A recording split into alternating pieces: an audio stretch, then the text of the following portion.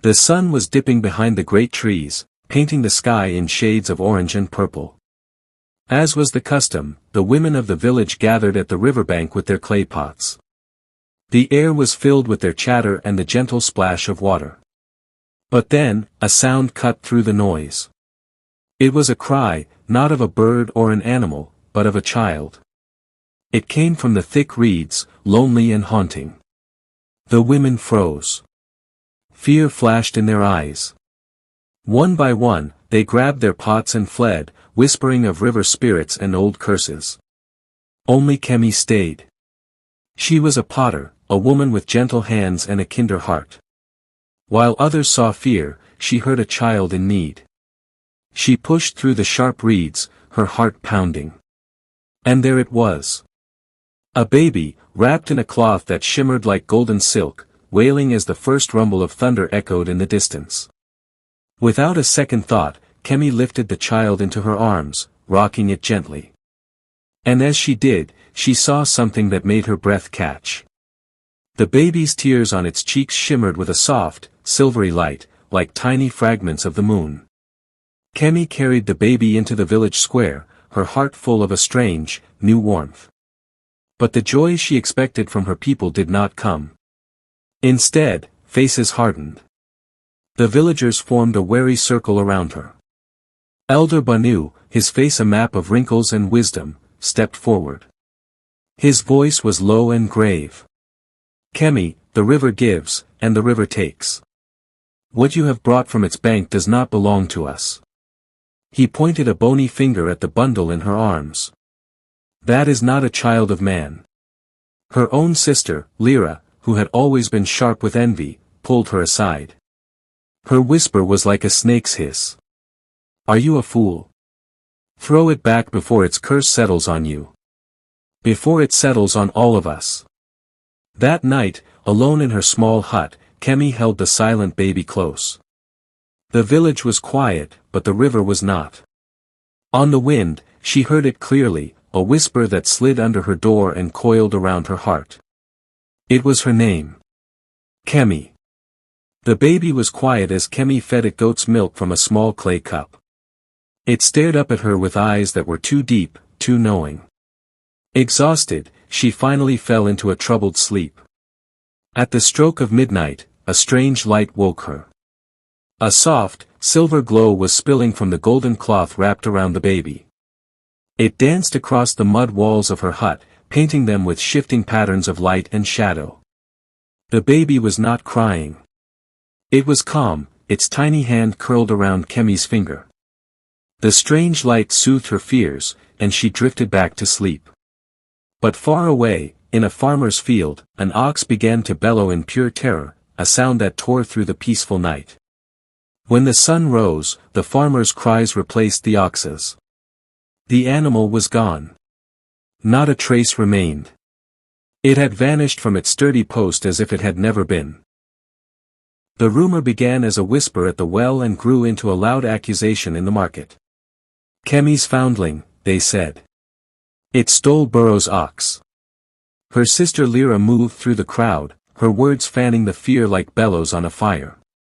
Did you see its eyes? She would murmur. They are not human. Kemi heard the talk. She denied it, her voice trembling. But when she returned to her hut and looked into the baby's face, a chill went down her spine. The baby cooed, reaching for her. And in its eyes, for just a moment, she did not see pupils. She saw the gentle, endless ripples of deep water. As if to mock her fear, the baby let out a happy, gurgling laugh.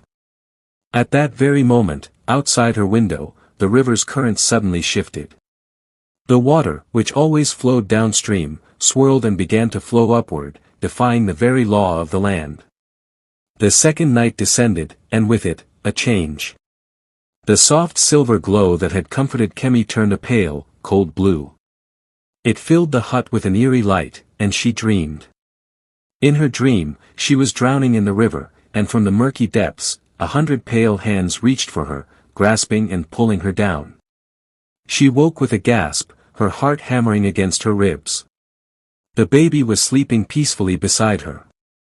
But when she touched her own hair, it was soaking wet, dripping with the cold, clear water of the river. She had not been near the water. As dawn broke, a new scream pierced the morning air. It was the widow Kesi, running from her storage hut. "My grain," she wailed. "All of it. It has all turned to sand." The villagers gathered, their fearful eyes turning as one toward Kemi's silent home. They came at first light, a crowd of angry faces surrounding Kemi's small hut. Their fear had curdled into rage. "You brought this upon us," a man shouted, shaking his fist. "The cursed child has poisoned our land."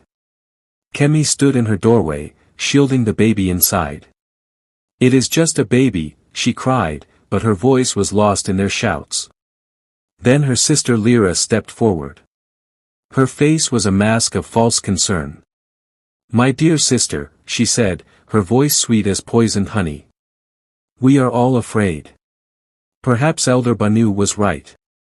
Perhaps the river only let you borrow the child. Maybe it was marked for the water, and by keeping it, you have upset the balance." Elder Banu nodded, his expression grim. He raised his voice, silencing the crowd. "The child must be returned to the river by sunset today. If it is not, Kemi will be banished from this village forever." Her heart shattered but her resolve firm, Kemi wrapped the baby tightly and fled. She did not take the path to the river, but plunged into the deep, dark forest. Thorns tore at her clothes, but she ran until her lungs burned. The moon guided her to a hidden marsh where the air was still and the frogs were silent. An old woman sat there, waiting, as if she had been expecting her. She was the river crone, draped in robes of living reeds, her long hair the color of silver foam. "You have picked up more than a child, Potter," the crone said, her voice like the sound of water over smooth stones. Kemi trembled, holding the baby closer. The crone looked at her, and her ancient, wise eyes seemed to melt, transforming into deep, dark pools of still water, reflecting the starlight above. "Do not fear the water in my eyes," the crone said softly. "I am but a servant of the great river spirit, the lifeblood of this land. And you, Kemi, hold a piece of it in your arms." She explained that the baby was the mortal form of the river's own spirit. The villagers, in their greed, had poisoned the waters with their waste and their ingratitude. The gods had turned away, leaving the river to die. This child was its last hope. "If you can protect it with pure love for 7 nights, the crone whispered, "the river will heal, and balance will return.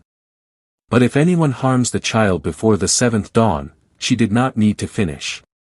The grim truth was in her watery gaze. The river would rise and drown every single soul in vengeance. "Tonight is the 3rd night," the crone warned. "And envy walks close behind you."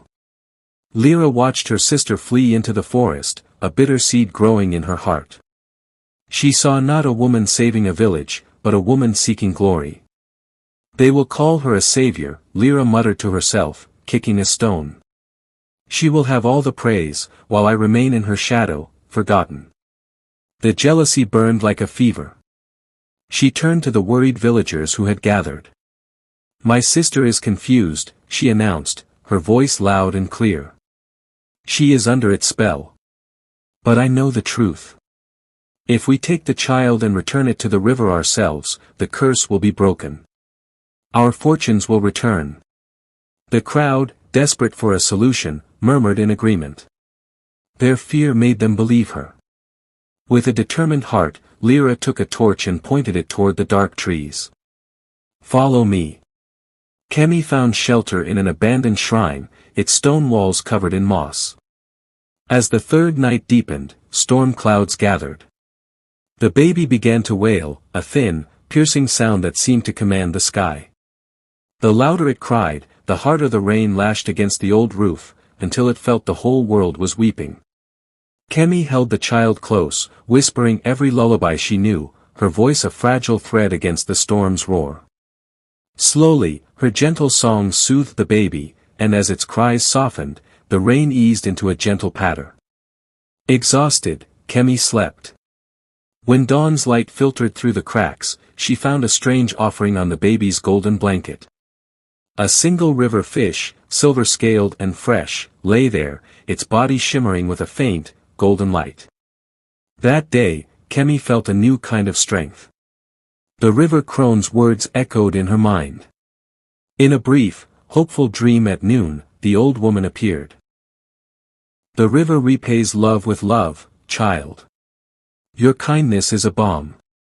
Keep faith. When Kemi woke, she noticed one of her own clay pots, which she had carried in her sack. It was no longer rough, brown clay. It had been transformed, its surface now smooth, cool, and glowing with the deep green luster of pure jade. It was a sign she was on the right path. But as she marveled at the beautiful object, a flicker of orange light caught her eye through the trees.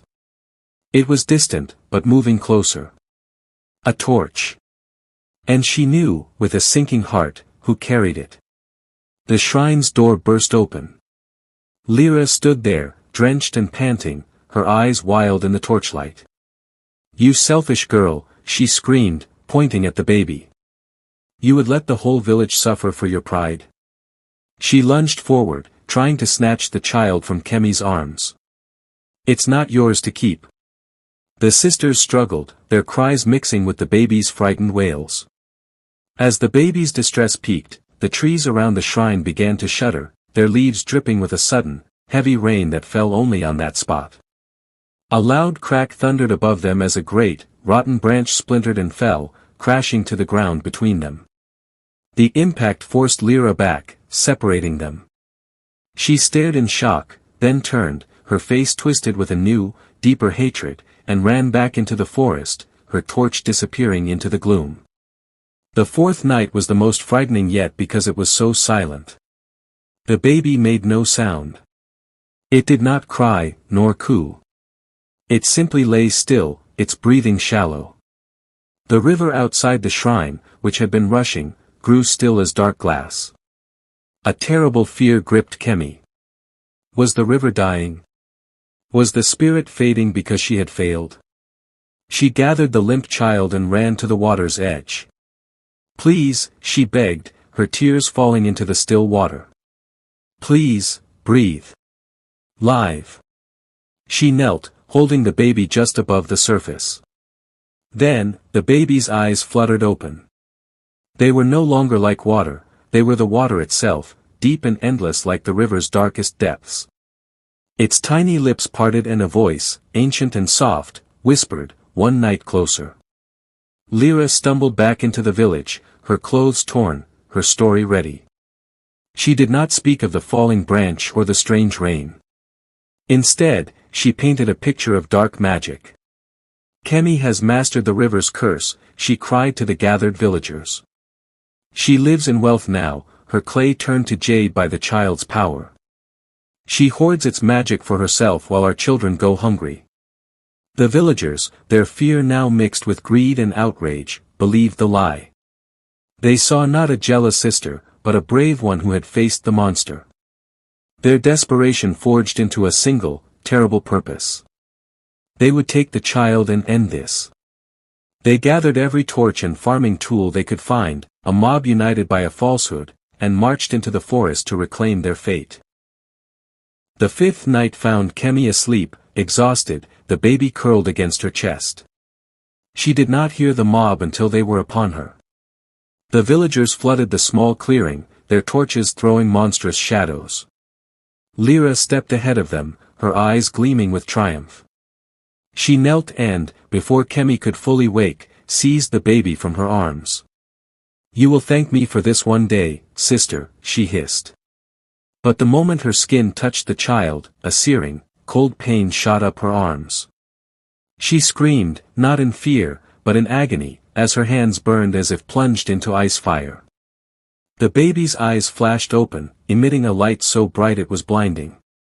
And in that instant, every single torch held by the villagers was extinguished at once, plunging them into utter darkness.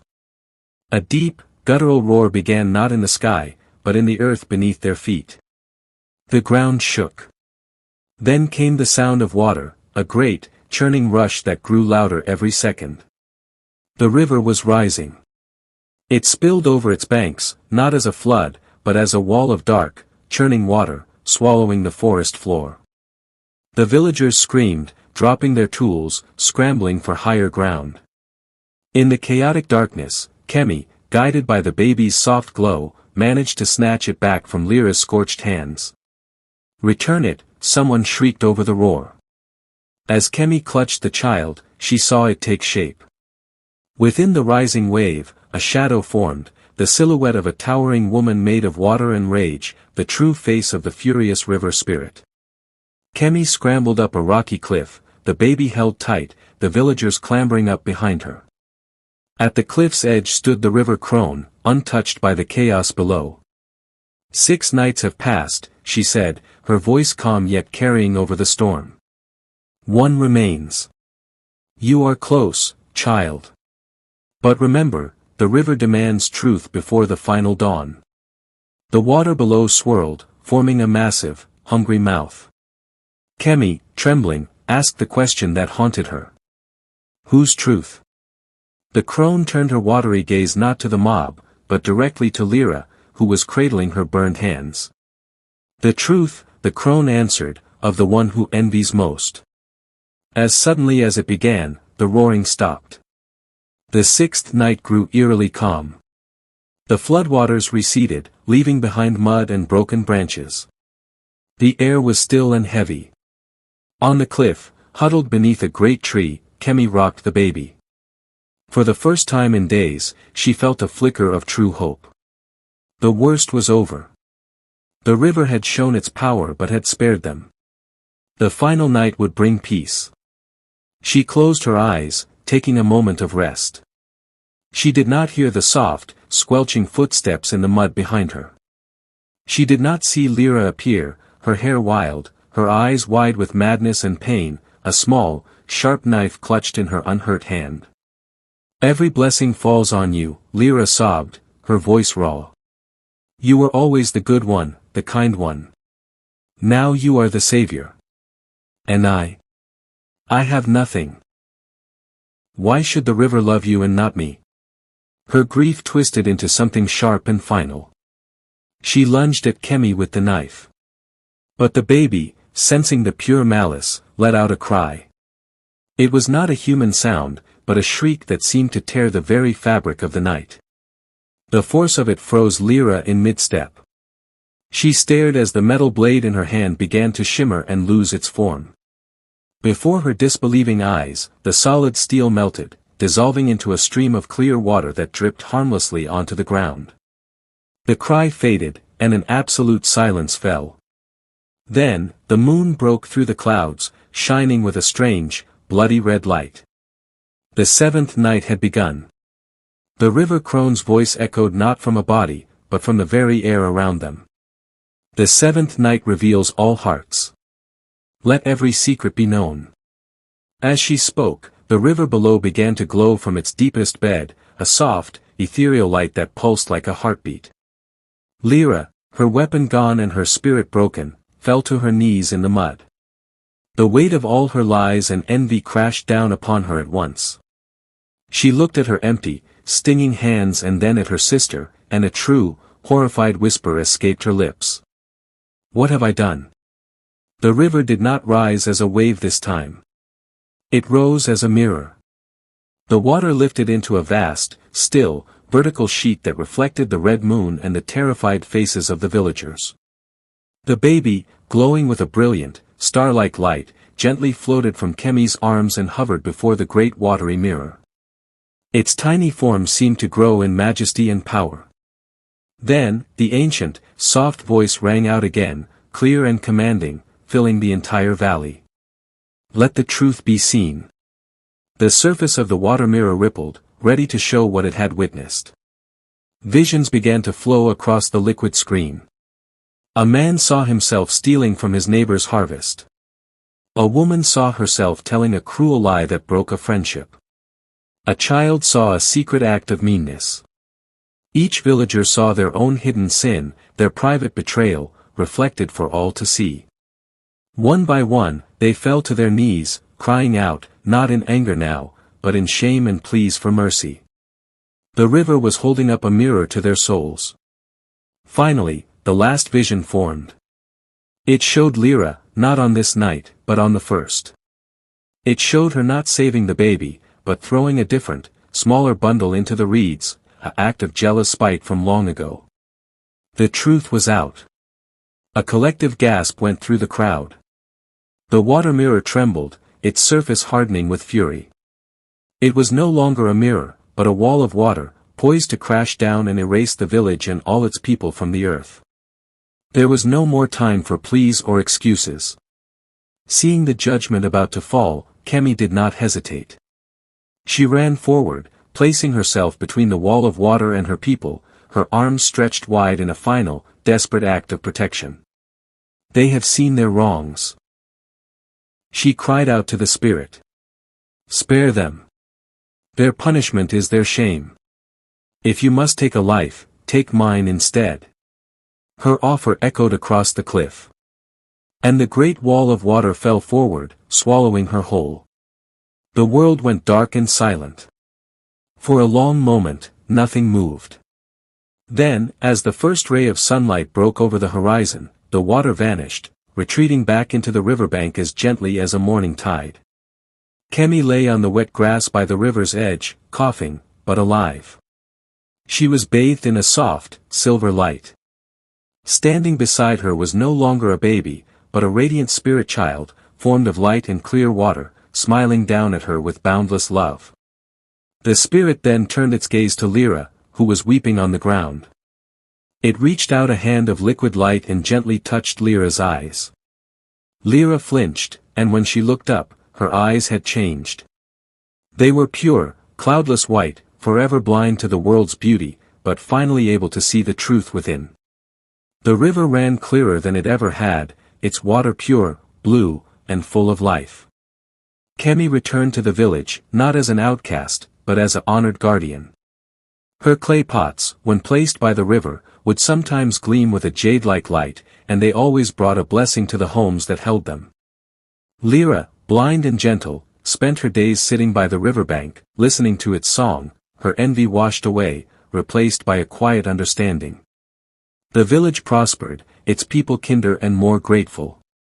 And sometimes, when Kemi walked by the water at dusk, she would see a familiar, joyful face reflected in the current, the spirit child, waving to her one last time before vanishing into the flow, a guardian forever watching over the one who had protected it with a selfless heart. Moral payoff *. Kindness endures beyond fear. What we protect with love becomes our redemption, what we betray from envy becomes our chain.